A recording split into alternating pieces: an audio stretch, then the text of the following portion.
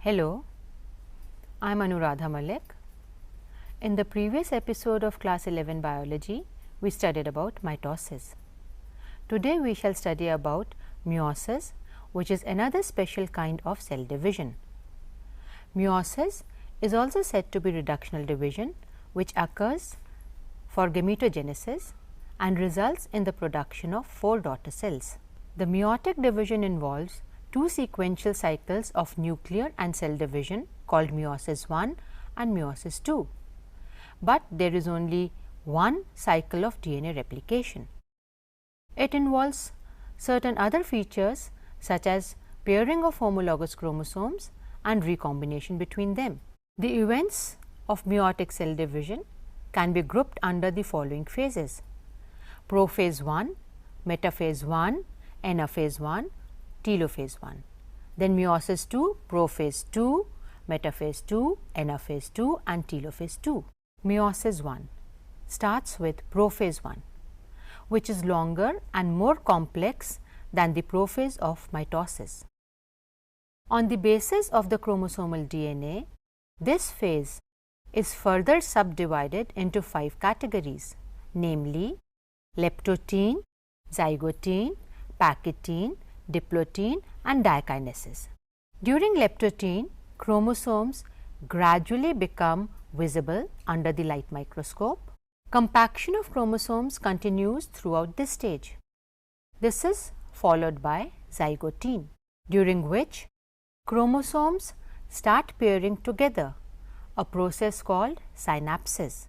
Such paired chromosomes are called homologous chromosomes. Electron micrographs reveal that synapses is accompanied by formation of a complex structure called synaptonemal complex. This complex, formed by a pair of synapsed homologous chromosomes, is called a bivalent or a tetrad. The first 2 stages of prophase 1 are relatively short-lived. During the third phase, pachytene, the tetrads are more clearly visible under the light microscope. They remain in this stage for longer, maybe for days. Appearance of recombination nodules is characteristic of this stage.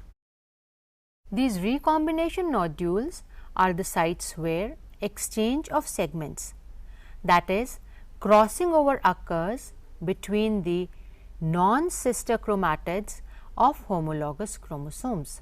This crossing over is the exchange of genetic material between 2 homologous chromosomes. This is an enzyme mediated process and the enzyme involved is called recombinase.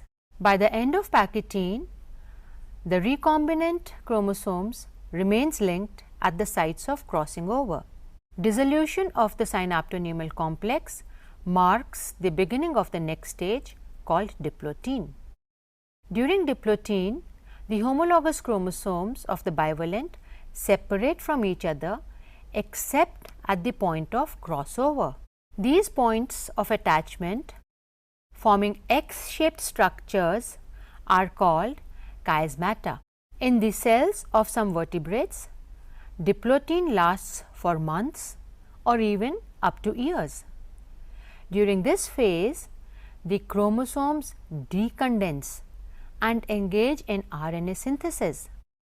In some species, the chromosomes expand enormously, producing structures called lampbrush chromosomes, which resemble the filament of bulbs. Thus, they are called as lampbrush chromosomes. Diakinesis is the final stage of prophase 1. It is marked by terminalization of chiasma. Chromosomes are fully condensed and the meiotic spindle is assembled to prepare for the separation of the homologous chromosomes. By the end of this phase, the nucleolus and the nuclear envelope also break down. Diakinesis in fact represents transition to metaphase. Look at the pictorial depiction of prophase 1. Notice that these are 2 dyads, meaning there are 4 chromosomes and 2 pairs of chromosomes. In metaphase 1, the bivalent chromosomes align on the equatorial plate. the microtubules from the opposite poles of the spindle attach to the pair of homologous chromosomes. The centromere of each chromosome in a pair is directed towards the opposite poles. Look at this picture of the metaphase. In this diagram, two homologous pairs of chromosomes at the metaphase plate are depicted. In each pair, one chromosome is lying towards one pole and the other towards the other pole, attached to the spindle fiber. Anaphase 1. The two members of each bivalent seem to repel each other, separate and move towards the opposite poles. The sister chromatids remain associated at their centromeres. Thus, each pole receives only half of the number of chromosomes or the haploid set of chromosomes. The movement of chromosomes is brought about by the shortening of spindle fibers, as depicted in this diagram. Telophase 1 involves the formation of nuclear membrane by the endoplasmic reticulum around the groups of daughter chromosomes at the opposite poles and the appearance of the nucleolus. The chromosomes in many cases do disperse, but they do not reach the extreme extended dispersed state as in the interphase nucleus. Cytokinesis follows this, resulting in a dyad of cells. The stage between the two meiotic divisions is called interkinesis and is generally short-lived. After telophase 1, this is how the cells would appear. Meiosis 1 is followed by the second meiosis division or meiosis 2.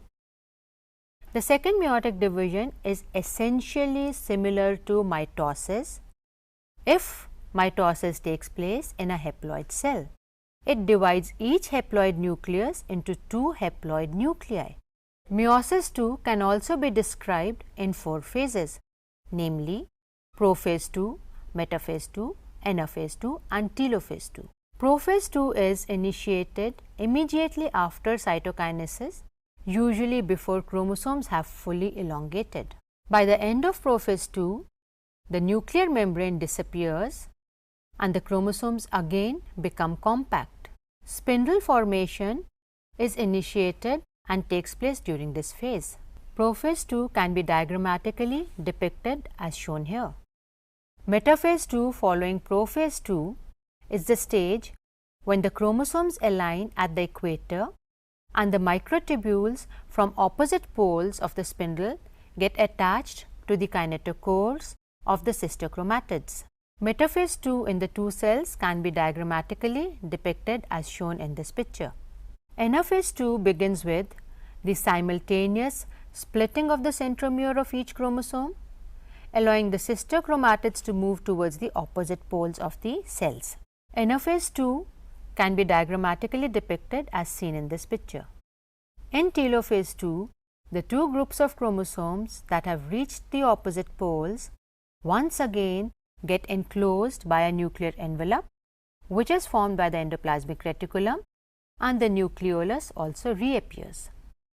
The diagrammatic depiction of telophase 2 would look something like this. Cytokinesis follows this, resulting in the formation of a tetrad of cells, that is 4 haploid daughter cells. Before we conclude this lesson, the significance of meiosis.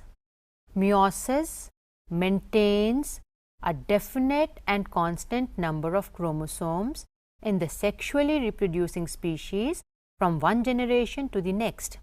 It also increases the genetic variability in the population of organisms from one generation to the next.